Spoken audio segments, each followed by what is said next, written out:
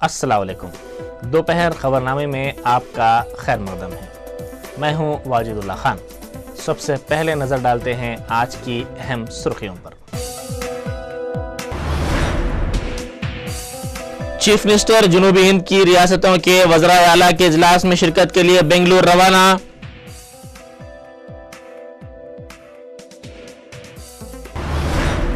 सड़क हादसे के केस के सिलसिले में जूनियर एनटीआर हाजिर अदालत।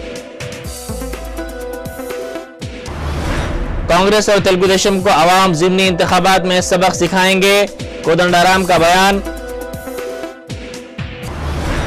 तेलंगाना के 9 अजला के कांग्रेसी सुदूर के नामों को खतयत। चीफ मिनिस्टर मगरबी बंगाल ममता बनर्जी की वालदा का इंतकाल। और सर्जरी के बाद सोनिया गांधी का पहली अवामी रैली से आज खिताब।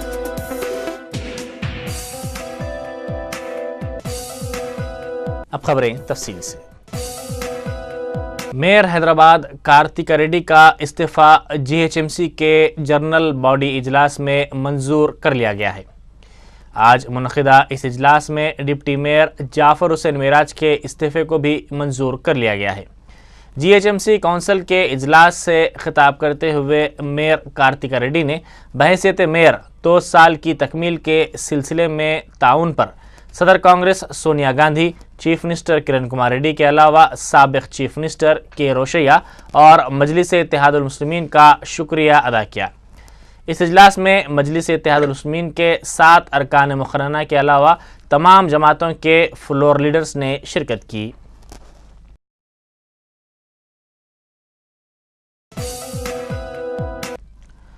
सदर पीसीसी बोत्सा सत्यनारायणा ने कहा है कि कांग्रेस अनकरीब रियासत में ज़िमनी इंतखाबात के उम्मीदवारों के नामों को क़तय्यत देगी। दिल्ली में सहाफ़ियों से बातचीत करते हुए उन्होंने कहा कि पार्टी तहरीक अदम एतमाद के दौरान पार्टी विप की खिलाफ वर्जी करने वालों के खिलाफ कार्रवाई करेगी। उन्होंने कहा कि इस सिलसिले में स्पीकर से इन 16 अरकान असम्बली को नाअहल करार देने की नुमाइंदगी की गई है। उन्होंने कहा कि विप की खिलाफ वर्जी करने वालों के खिलाफ कार्रवाई का अनकरीब आगाज होगा।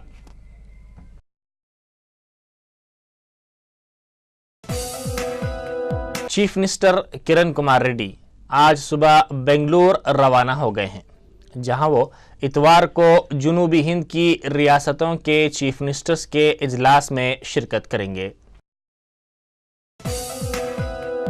जनूबी हिंद में सर्द हवाओं का असर देखा जा रहा है। तमिलनाडु, केरला और आंध्र प्रदेश भी इसकी लपेट में है। सर्दी और कोहर के बायस आम जिंदगी मुतासिर रही है। कोहर का असर ट्रेनों पर भी देखा जा रहा है। इसके अलावा कौमी दारुल हुकूमत नई दिल्ली में भी सर्दी की लहर जारी है, जिसके ज़ेर असर शुमाली रेलवेज की 16 ट्रेनों को रोक दिया गया है। 22 रेलगाड़ियां ताखीर से चलाई जा रही हैं।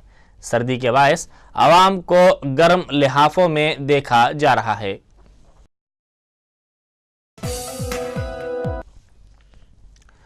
तेलुगु फिल्मों के अदाकार जूनियर एनटीआर सूर्यापेट की एक अदालत में हाजिर हुए। वो साल 2009 में सूर्यापेट में पेश आए एक सड़क हादसे के सिलसिले में हाजिर अदालत हुए। वो साल 2009 में आम इंतखाबात की मुहिम चलाने के बाद रियासती दारुल हुकूमत हैदराबाद वापस हो रहे थे कि उनकी गाड़ी सड़क हादसे का शिकार हो गई। वो तेलुगु देशम पार्टी के लिए इंतखाबी मुहिम चलाकर वापस हो रहे थे। सूर्यापेट पहुंचने पर उनके मद्दाहों ने उनका शानदार खैर मकदम किया। सदरनशीन तेलंगाना सियासी मुश्तरिका मजलिस अमल प्रोफेसर कोदंडाराम ने ज़िला महबूब नगर के तिम्माजीपेट में तेलंगाना के शहीदों की यादगार की नकाब कुशाई अंजाम दी। इस मौके पर सहाफ़ियों से बातचीत करते हुए उन्होंने इल्ज़ाम आयद किया कि कांग्रेस और तेलुगु देशम पार्टी तेलंगाना की दगाबाज हैं। उन्होंने कहा कि इन जमातों ने तेलंगाना के अवाम को धोखा दिया है और ज़िमनी इंतखाबात में अवाम इन जमातों को सबक सिखाएंगे। उन्होंने तेलुगु देशम सरबराह चंद्रबाबू नायडू और चीफ मिनिस्टर किरण कुमार रेड्डी को भी शदीद तनकीद का निशाना बनाया।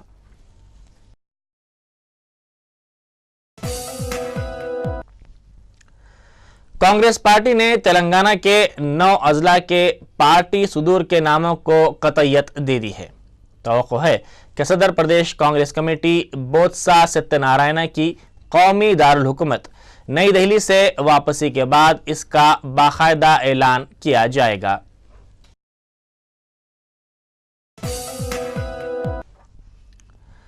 चीफ मिनिस्टर मगरबी बंगाल ममता बनर्जी की वालदा का इंतकाल हो गया है। वो कोलकाता के एक दवाखाने में ज़ेर इलाज थी। उनकी उम्र 81 साल थी। उन्हें तकरीबन 2 हफ्ते कबल अदालत पर दवाखाने में शरीक करवाया गया था। पसमानदगान में 2 बेटे और 1 बेटी ममता बनर्जी शामिल हैं।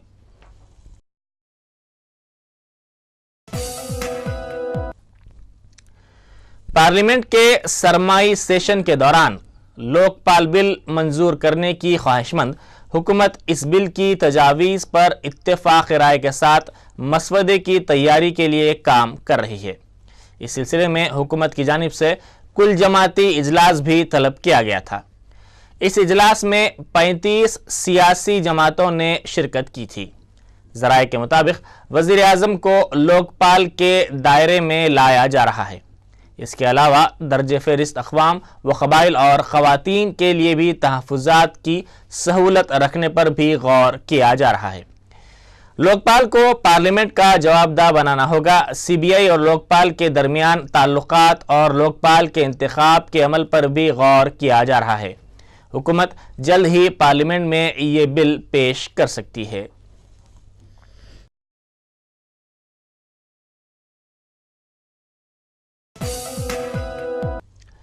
रिजर्व बैंक ऑफ इंडिया ने कलील मुद्दती सूद की शरहों में इजाफा ना करने से इत्तेफाक कर लिया है और वो अब अपनी तवज्जो इफरात ज़र को रोकने और तरक्की के मुख्तलिफ उमूर पर मरकूज कर रही है। गुज़िश्ता 20 महीनों के दौरान 13 दफ़ा शरह सूद में इजाफा करने के बाद मरकज़ी बैंक कर्ज फराहम करने या कर्ज लेने पर शरह सूद में कोई इजाफा नहीं करेगी। सेमाही पॉलिसी में RBI ने शरह सूद में कोई तब्दीली नहीं की है। बैंक ने इशारा दिया है कि इसकी माली पॉलिसी में इख्तिसादी पॉलिसी को मलहूज़ नज़र रखा जाएगा। Inflation in manufactured goods remains firm around 7.7%. The need to improve the business sentiments and recover the growth momentum in the remaining months of the current fiscal necessitated a review of the monetary policy stance. I believe that inflation will moderate further in the coming weeks and therefore the announcement today is welcome. रूस को 18 बरस के सलाह मशवरे के बाद WTO में बतौर रुकन शामिल कर लिया गया है। अब यह इस तंजीम का रुकन बन गया है। पुतिन के 12 साला दौर इख्तिदार में इस मसले पर सलाह मशवरा जारी था। 2009 में रूस को उसकी रुकनियत मिलने वाली थी, ताहम तंजीम के मौजूदा अरकान ने मजीद मुतालबात किए थे, जिसकी वजह से ये मामला तातुल का शिकार हो गया था। हिंदुस्तान ने रूस को आलमी तंजीम तिजारत का रुकन बनने का खैर मकदम करते हुए उसे मुबारकबाद पेश की है।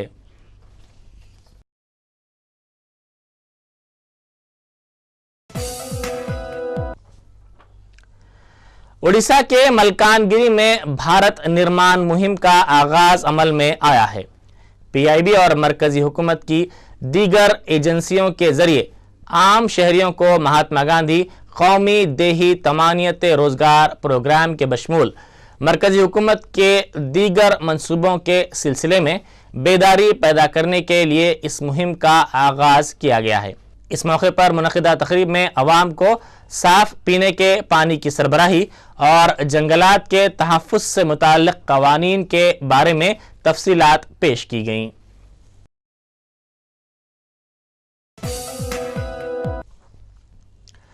सदर कांग्रेस सोनिया गांधी अपनी सर्जरी के बाद पहली मरतबा गोवा में अवामी रैली से खिताब करेंगी।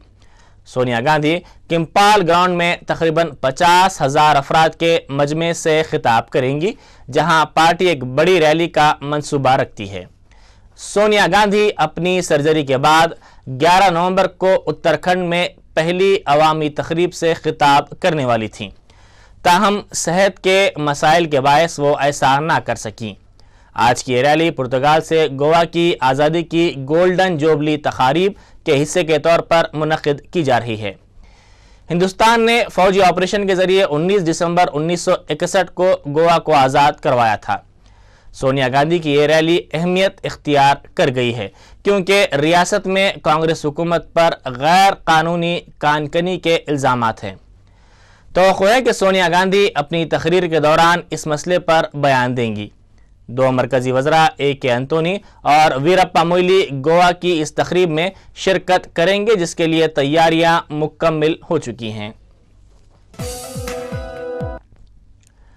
بیڈمنٹن سٹار سائنا نہوال نے شاندار مظاہرہ کرتے ہوئے عالمی کپ سپر سیریز کے سیمی فائنل میں جگہ بنا لی ہے۔ سائنا نے گروپ بی کے مقابلے میں چین کی شینگ وانگ کو شکست دیتے ہوئے اپنی تیسری کامیابی درج کی ہے۔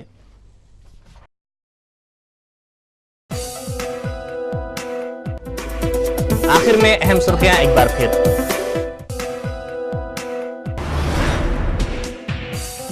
چیف منسٹر جنوبی ہند کی ریاستوں کے وزرائے اعلیٰ کے اجلاس میں شرکت کے لیے بنگلور روانہ۔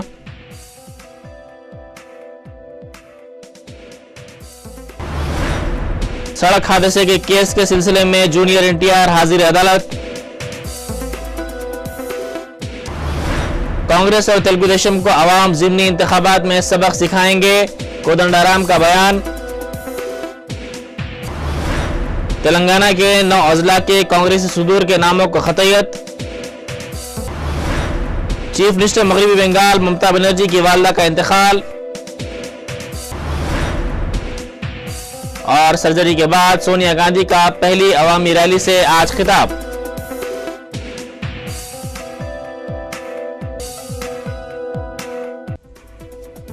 اسی کے ساتھ ہی دوپہر خبرنامہ یہیں ختم ہوتا ہے۔ خدا حافظ۔